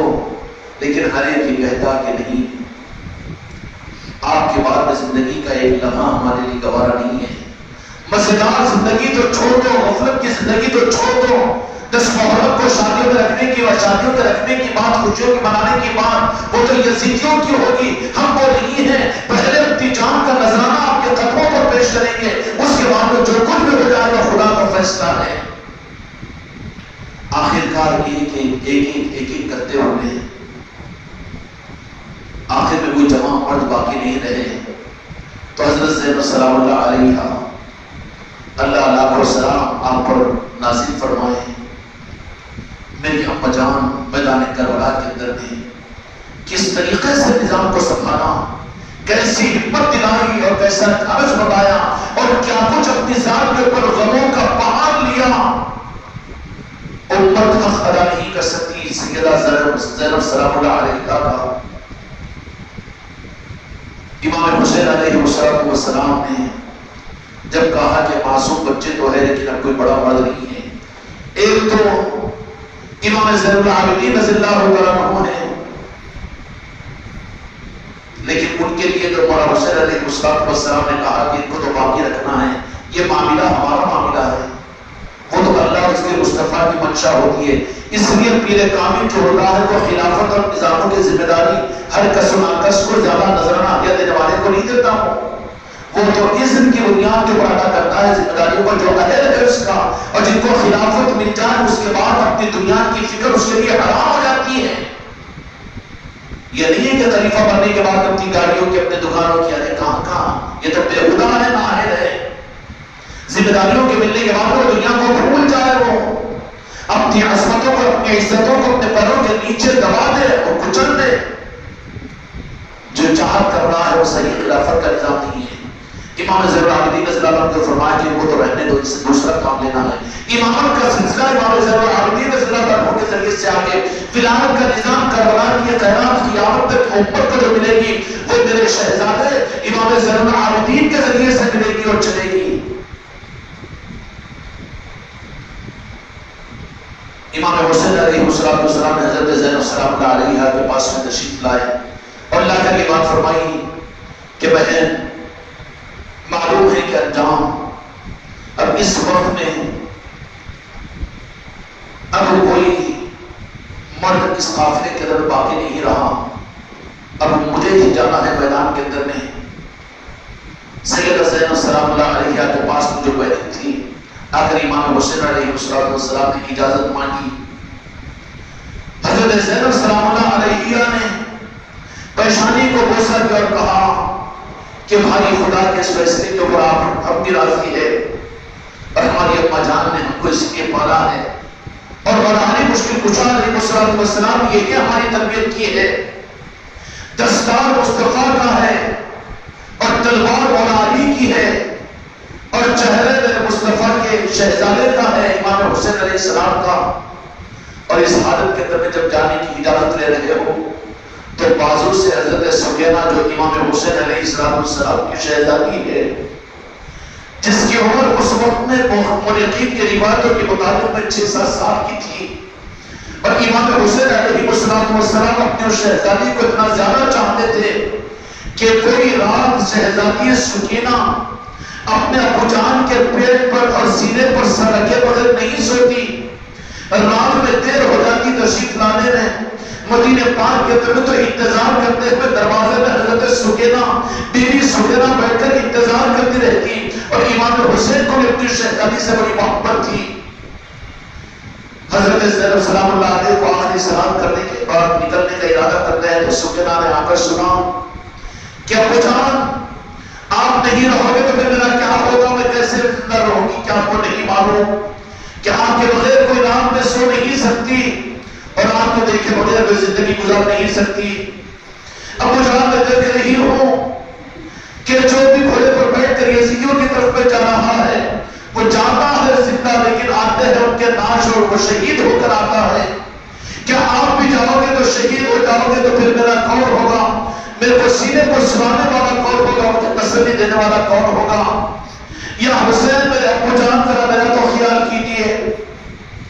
امام حسین علیہ السلام دیکھ کر حضرت زینب سلام اللہ علیہ کو کہا کہ میری بہن میری ہمت اور ڈھارس بتائیے کہ میری یہ بیٹی ہے، مجھے بہت محبوب ہے، میرے بغیر یہ نہیں رہ سکتی، اور مجھے یاد کرتے ہوئے پتہ نہیں اس کا کیا حال ہوگا۔ یہ معصوم سکینہ کا خیال رکھنا میرے بال میں، اور اس کو بہت زیادہ تسلی کا سامان دینا۔ کہاں حضرت سکینہ کے ابا جان آپ کا جانا پر اس طرح ہے کہ گھوڑے کو دیکھ کر کہہ رہی ہے کہ اس گھوڑے پر جو جا رہے ہیں واپسی کے اندر میں زندہ جاتے ہیں، لیکن ان کے جنازے اور ان کی شہداء کے جسم ہی واپس آتے ہیں۔ ہم دیکھ رہے ہیں کہ ہمارے خیمے کے بازو علی اکبر بھی پڑے ہوئے ہیں، علی اصغر بھی پڑے ہوئے ہیں، حضرت قاسم بھی پڑے ہوئے، میرے بھیا بھی پڑے ہوئے ہیں، میرے چچا بھی پڑے ہوئے ہیں، میرے ابو جان کے بس وہاں تو رہیے میری تسلی کے لیے۔ امام حسین علیہ السلام نے حضرت زینب سلام اللہ علیہ کو فرمایا کہ میری اس لمحے جگر میں چہتی بیٹی کو ذرا سنبھال لینا، تسلی دینا۔ جب حضرت زینب سلام اللہ علیہ نے اپنی شہزادی اور بھتیجی کو حضرت سکینہ سلام اللہ علیہ کو اپنے گود میں لیا تو کہا کہ تمہارے گود کی تسلی میرے لیے تسلی نہیں ہو سکتی، مجھے تو میرے ابو کا گود چاہیے، میرے ابو کا سینہ مجھے سونے کے لیے چاہیے، ان کا دیدار مجھے چاہیے، ان کو دیکھے بغیر میں زندہ نہیں رہ سکتی۔ حضرت زینب سلام اللہ علیہ نے پیچھے کیا حضرت سکینہ کو، تو پیچھے سے آج بچی تھی، حضرت زینب سلام اللہ علیہ نے فرمایا کہ چاہیے مقصد کی تکمیل کے لیے بھیا آپ بھی چلے جانا۔ حضرت امام حسین علیہ السلام نے گھوڑے کو ایڑ ماری، تو جتنا ایڑ باندھتے ہیں وہ گھوڑا ہے کہ اپنے ٹانگوں کو پیچھے کی ٹانگوں کو رکھتا ہے اور سامنے کی ٹانگوں کو اٹھا دیتا ہے۔ ایک مرتبہ ایڑ ماری، دو مرتبہ ایڑ ماری، تین مرتبہ ایڑ ماری کہ گھوڑا دلدل ہے کہ آگے بڑھنے کو تیار نہیں ہے۔ کہا کہ دلدل اے فرماندار میرے گھوڑے تجھے کیا ہو گیا کہ آج تو ایک قدم آگے بڑھنے کو تیار نہیں ہے، شہادت میرا انتظار کر رہی ہے۔ میرے ناجان نے مجھے یہ بتا دیا کہ میں تمہارے انتظار کے اندر میں ہوں، اور میری ابا جان فاطمہ زہرا کربلا میں آئی ہوئی ہے، اور میرے ابا جان بہاری کھڑے ہوئے ہیں، مجھے کیوں انتظار میں رکھ رہے ہو؟ کہا کہ زینب یہ گھوڑا کیوں تیار نہیں ہو رہا ہے؟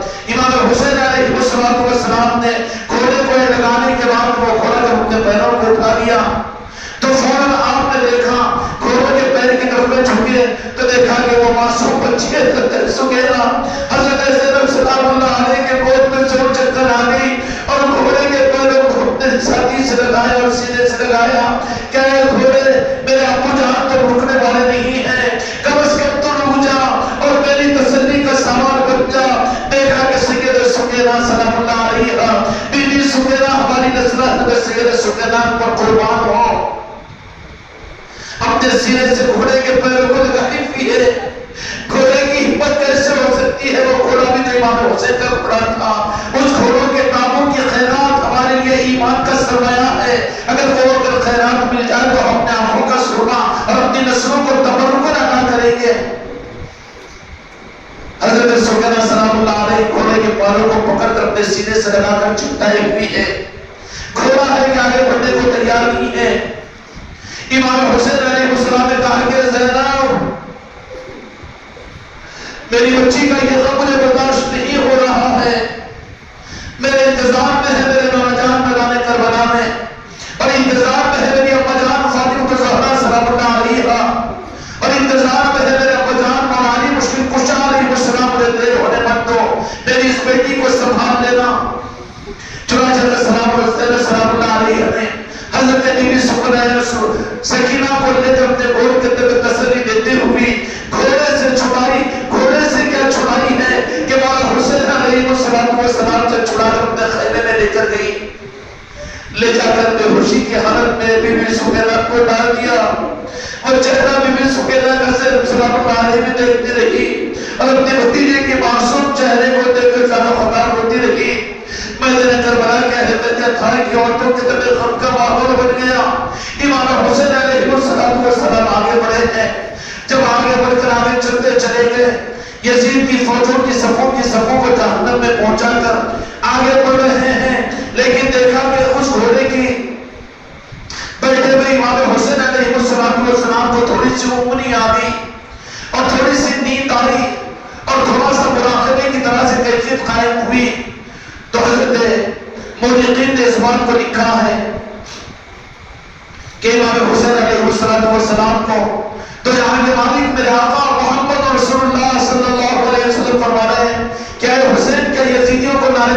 کرو گے؟ ہم تو تمہارے انتظار میں کھڑے کہ کب سے انتظار تم کروا رہے ہو. دیکھو میری بیٹی سید کائنات فاطمہ الزہرا بھی تمہارے انتظار میں ہے، اور دیکھو تمہارا بجان مولانا علیہ السلام بھی تمہارے انتظار میں ہے. یہ دیکھو تمہارے بھائی امام حسن بھی تمہاری انتظار کے اندر میں ہے. امام حسین علیہ السلام نے کہا کہ پھر تو جامع شہادت کے قبول کرنے میں دیر نہیں لگانی چاہیے. ایک ہیلے کا عنوان بنایا کہ نماز کے لیے سجدے کی حالت میں اسی گھوڑے پر بیٹھ کر نے سر کو جھکایا. ارے کہاں امام حسین علیہ السلام کو خدا کی قسم یہ طاقت تھی کہ شہید کر سکتی. ارے ایک ابراہیم علیہ السلام کی طاقت اللہ کی منشا نہیں تھی تو اسماعیل کے گلے پر چھری نہیں چلی تو یہاں پر نواز رسول کی گردن کو شمر کیسے ذبح کر سکتا تھا؟ یہ تو امام حسین علیہ السلام نے موقع دیا اور وہیں پر آپ شہید ہوئے. اور آپ کے نعش مبارک کو بھی جب میدان کربلا کے اندر میں لا کر ڈال دیا گیا، عصر کی نماز کا ٹائم ہوا، اہل بیت اطہار کی عورتوں کے اوپر کیا صدمے کا پوچھتا ہوگا. میری مریدان، میری بچیوں، تمہارے لیے میں اہل بیت اطہار کی عورتوں کو ہمیشہ نظروں کے سامنے رکھنے کے لیے کہتا ہوں. صبر و شکر کے اندر میں اور اپنی دنیا کی بے رغبتی کے اندر میں ان کو اپنا امام بناؤ. بڑے مبارک ہو وہ جو سید کائنات فاطمہ الزہرا سلام اللہ علیہا کو یاد رکھے. اور میری بچیاں اور میری مریدان وہ بڑے خوش قسمت ہے کہ جو سیدہ زینب سلام اللہ علیہا کو اپنی نظروں کے سامنے رکھے. حضرت زینب سلام اللہ علیہا فرماتی ہے کہ عصر کی نماز کے بعد میدان کربلا کا نقشہ بدل گیا. آسمان پر سورخی آ گئی، ایسا محسوس ہو رہا تھا کہ آسمان سے آگ برسے گی. ہاتھ اٹھائی اہل بیت کی عورتوں نے کہ جو کچھ ہو گیا یا اللہ تو رحم فرما، ہم تجھ سے فریاد نہیں کرتے. اگر اہل بیت اطہار کی اوپر اگر عورتیں بھی فریاد کرتی خدا کی قسم قیامت قائم ہو جاتی. لیکن سب و ثبوت کا استقلال کا چونکہ سید کائنات نے سارا معاملہ اور سارا واقعہ حضرت سیدہ زینب سلام اللہ علیہا کو بتا چکے تھے وہ، اور وہ تیاری کے ساتھ پریپیئر ہو کر میدان کربلا میں آئے تھے کہ آگے کیا ہوگا یہ بھی معلوم تھا. سید کائنات کی اس شہزادی اور حضرت زینب سلام اللہ علیہا کو اس حالت کے اندر میں دیکھا کہ آسمان کے اوپر سرخی انداز تھے، اس کے بعد سے لے کر آسرخی اس سے پہلے نہیں تھی. یہ یاد کربلا کی تصدیق اور دلیل نہیں ہے. اس کے باوجود یاد حسین کی مجلس سے مت کرو بولنا، یہ کس بات کی علامت ہے؟ نہ کرنا اپنے گھروں میں، یہ کس بات کی علامت ہے؟ اپنے نسلوں کو اس کے تصور سے اور اس کے پیغام سے دور رکھنا یہ کس بات کی علامت اور دلیل ہے؟ اللہ تعالیٰ مجھ کو آپ کو یاد کربلا اور امام حسین علیہ السلام کی صحیح محبت کا کوئی قطرہ عطا فرمائے. مغرب ہو گئی. مغرب ہوتے ہی یزیدی فوج کے ان لیڈروں نے دیکھا کہ امام حسین علیہ السلام نے 2 دن پہلے اہل کوفہ کی طرف سے جو خطوط بلانے کے لکھے گئے تھے، یزید کی حکومت سے ڈر کر کہ حسین علیہ السلام آئیں گے تو ان کی حکومت بنے گی تو ہم کو بھی اقتدار ملے گا. یہ لالچ میں جو اہل کوفہ تھے، کوفی لا اعتبار ہوتے ہیں، چنانچہ انہوں نے دیکھا کہ وہ خطوط اگر یزید کے پاس پہنچ جائیں گے تو ہمارا راز پاش ہو جائے گا. لہٰذا انہوں نے ان ظالموں نے اپنے کو بچانے کے قاتل اہل بیت کے ان مطہر اور اطہار پاک بیویوں کے خیمے کے اوپر جلانا شروع کر دیا. جلانا، خیمے جلانا مقصود نہیں تھا بلکہ اپنے کو بچانے کے لیے وہ خطوط کہ وہ خطوط اگر چلے جائیں گے یزید کے دربار میں تو راز پاش ہو جائے گا. اپنے کو بچانے کے لیے خیموں کو جلانا یہ یزیدیوں کی سنت ہے. اپنے کو لٹانا اہل بیت کی محبت میں یہ حسینیوں کی پہچان ہے. حق کے خاطر اپنے کو مٹانا یہ حسینیوں کی پہچان ہے. اور اپنے مفاد کے خاطر حق کو جلانا، حق کو چھپانا یہ یزیدیوں کی پہچان ہے. یہ پہچان قیامت تک امت کو دے دی گئی. اب اسلام کی پہچان باغ کربلا کے بعد وہ پہچان کافر و مشرک الگ ہے، مسلمان الگ ہے. لیکن مسلمانوں میں مومن کون ہے، منافق کون ہے، اس کی پہچان یہ مسلک و جماعت کے تو فرقے نہیں ہیں بلکہ اصل یا تو صرف 2 ہی چیز ہے اسلام کے اندر میں، یا تو حسینی ہوں گے یا تو یزیدی ہوں گے. کوئی تیسری بات ہے نہیں. حسینی ہوں گے یا یزیدی ہوں گے. خیموں کو جلانا شروع کیا. سیدہ زینب سلام اللہ علیہا اور یزیدی فوجوں سے کہنے لگے کہ تمہیں یاد نہیں ہے کہ ہم کون ہیں؟ کیا تم نہیں جانتے کہ ہم اہل بیت اطہار کی عورتیں ہیں جو اپنے گھروں کے اندر میں رہتی تھی، اور ہم کو ناز ہے کہ ہمارے سر کے اوپر کبھی سورج نے اپنی نظر نہیں ڈالی؟ آج ظالموں تم کیا کر رہے ہو؟ خیموں کو جلانا شروع کیا، رات کا اندھیرا۔ سیدہ زینب سلام اللہ علیہا نے فرمایا کہ رات کا اندھیرا بہت رات اور خدشات کی وجہ سے ایک طرف تو خیمے کے بازو ہے شہداء کربلا کی لاشیں رکھی ہوئی ہے، میدان کربلا کے اندر شہداء کی لاشیں پھیلی ہوئی ہے، اور ان کے خون سے میدان کربلا پورا کا پورا سرخ ہوا ہے۔ یہ شام غریبہ کو تھی، وہ صدمے اور غم کی وہ رات تھی۔ آج کی وہ رات میں میدان کربلا کے اندر میں ارے کیوں ایمان چلا گیا ہو؟ ساری تاریخ کو تم بھول چکے ہو۔ اگر کسی مسلمان کو تاریخ کربلا اور نسبت کربلا ہی حاصل ہو جائے تو خدا کی قسم مولا حسین اس کی شفاعت فرما کر جنت میں پہنچا دیں گے۔ اگر اس کو بلا کر دنیا کا سب سے بڑا عالم اور دنیا کا سب سے بڑا عابد اور عبادت گزار اور بڑا پیر بھی بن جائے تو تیری نجات نہیں ہو سکتی، اس لیے کہ بغض اہل بیت اور بغض علی کے ساتھ وہ جنت میں جا نہیں سکتا۔ فیصلہ بالکل طے شدہ ہے، لا یستوی اصحاب النار و اصحاب الجنہ، اصحاب الجنۃ هم الفائزون۔ میرے دوستوں، میرے بزرگوں اور میرے بھائیوں، رات کا اندھیرا بہت بڑھ گیا۔ یزیدی فوجوں کو کچھ نہیں سن رہا کہ دیکھا جائے گا کل۔ آخر کار رات کے اندھیرے کے اندر میں حضرت زینب سلام اللہ علیہا بے چین ہو گئی، اور امام حسین علیہ السلام جن کا سر مبارک یزیدیوں نے اپنے قبضے میں لے لیا اور درمیان کربلا میں پڑا ہوا ہے۔ وہ جس دھڑ کو تو جہاں کے مالک اپنے شان مبارک پر بٹھایا کرتے تھے، اور وہ حلقوں اور وہ گلے مبارک جس کو میرے مصطفیٰ بوسہ دیا کرتے تھے، اور مولا حسین کے وہ زلفے جس کو میرے مصطفیٰ سونگا کرتے تھے، اور جن کانوں کو تو جہاں کے مالک میرے آقا محمد رسول اللہ بوسہ دیا کرتے تھے، آج وہ اس حالت کے اندر میدان کربلا میں پڑا ہوا ہے۔ اس حالت کی نبرداشی کے ساتھ میں حضرت زینب سلام اللہ علیہا فرماتی ہے، اور یہ سارے واقعات کربلا اور یاد حسین کے ساری باتوں کی روایت کرنے والے حدیثوں کے اندر بھی یا تو حضرت سیدہ زینب سلام اللہ علیہا ہے یا امام زین العابدین رضی اللہ عنہ ہے، یہ مستند روایت کرنے والے ہیں۔ یہ کہتے ہیں کہ ضعیف روایت، ضعیف روایت، ضعیف تیرے اوپر خدا لعنت کرے۔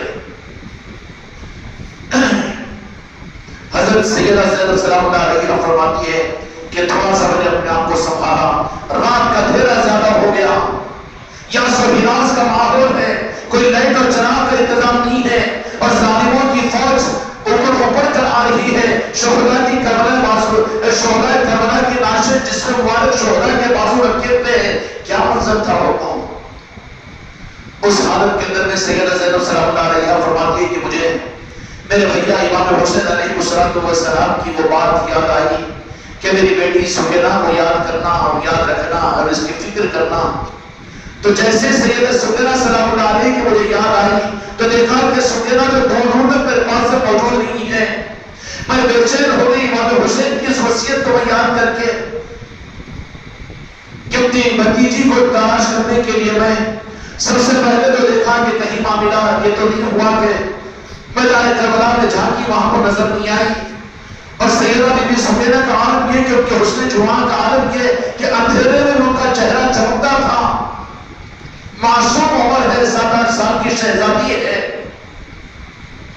امام حسین علیہ السلام کی شہزادی ہے۔ دیکھا کہ کہیں پر نظر نہیں آئی، نہ ادھر نظر آ رہی ہے نہ ادھر نظر آ رہی ہے، نہ پھر وہ اہل بیت اطہار کے قافلے کے ان خیموں میں نظر آ رہی ہے۔ میں پریشان ہو کر دیکھا، کربلا کی طرف بھی دیکھا، وہاں بھی میدان میں نظر نہیں آ رہی ہے۔ پوچھا اور معلوم کیا کہ میں آواز دیتی رہتی لیکن میری آواز نہیں تو کمزور، اپنے خیمے کے چاروں کور میں وہ نہیں پہنچتی کہ سکینہ سکینہ سکینہ۔ حضرت زینب سلام اللہ علیہا کی وہ غمزدہ آواز میدان کربلا کے طرف کور میں پہنچ رہی ہے، جو فرشتوں کو بھی بلا رہی ہے اور ظالموں کی ظلمت کے آہوں کو بٹوا رہی ہے۔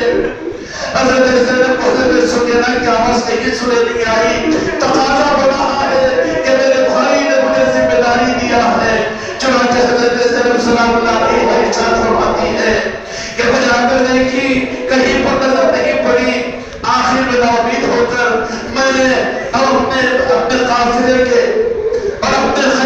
بازو جہاں شہداء کی نعش رکھی ہوئی ہے،